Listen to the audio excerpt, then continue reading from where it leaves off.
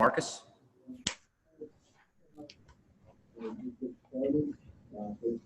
Questions? Chris Ryan?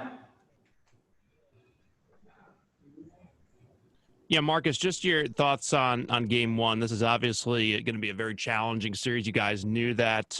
What were your thoughts on what took place tonight? It was exactly how we expected it. It was a great game, two great teams, who play really hard. They got the plays at the end that mattered. And, they did their job, and it's up to us to come back game two and do ours. Question in person, Gary Washburn. 14 early in the fourth. What happened? Obviously, they got into the bonus and started living at the line. And then what happened there? And then the offense in overtime and late in the game. Why did it get stagnant? Exactly that. It got stagnant. We rested. We got complacent. And against a team like this, you can't get complacent. Up 14, up 20, up 30. They're really good at playing from behind. And like I said, when they counted, they made the plays down the stretch. It was a great play by Bam. Damn good play by Bam. But like I said, it happens. They did their job. It's time for us to do ours on us again, too. And Bontemps. Marcus, what allowed them to be able to get the shots they were able to down the stretch in both regulation and overtime? A lot of miscommunication on my part. And then, a lot of the guys just hit some tough shots.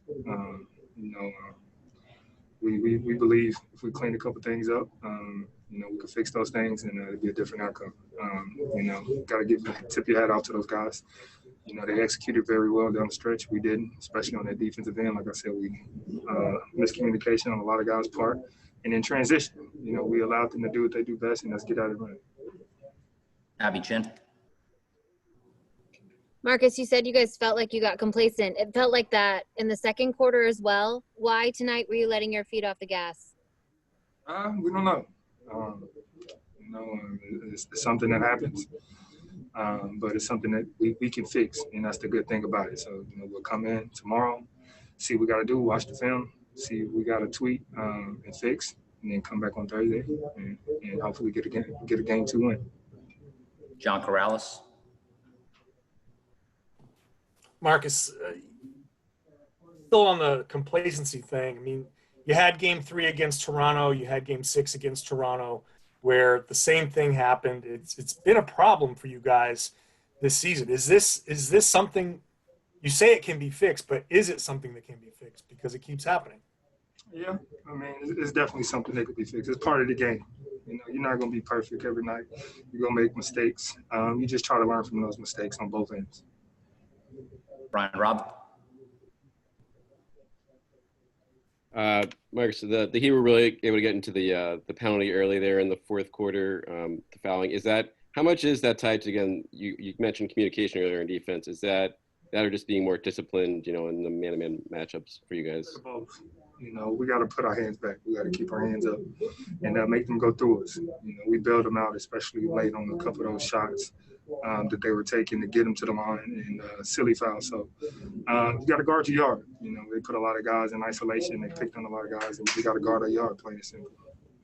Final question for Marcus. Question in person, Gary Washburn. Seemed like they were totally taking Jalen out of the game. He was, just defensively, what can you guys do besides kind of the Tatum ISOs to make sure you guys get a good shot on each possession? Continue to move it. We're great, but to beat a team like this is going to take everybody. When we allow those guys to set their defense and just look at the ball and stare and we're not moving, it's tough. That's tough to beat anybody. So for us, those ISOs are good. It's just we got to limit those ISOs as much as we can and just really get them moving and, just play and keep them on their heels. We'll wrap it up right there. Thanks, Marcus.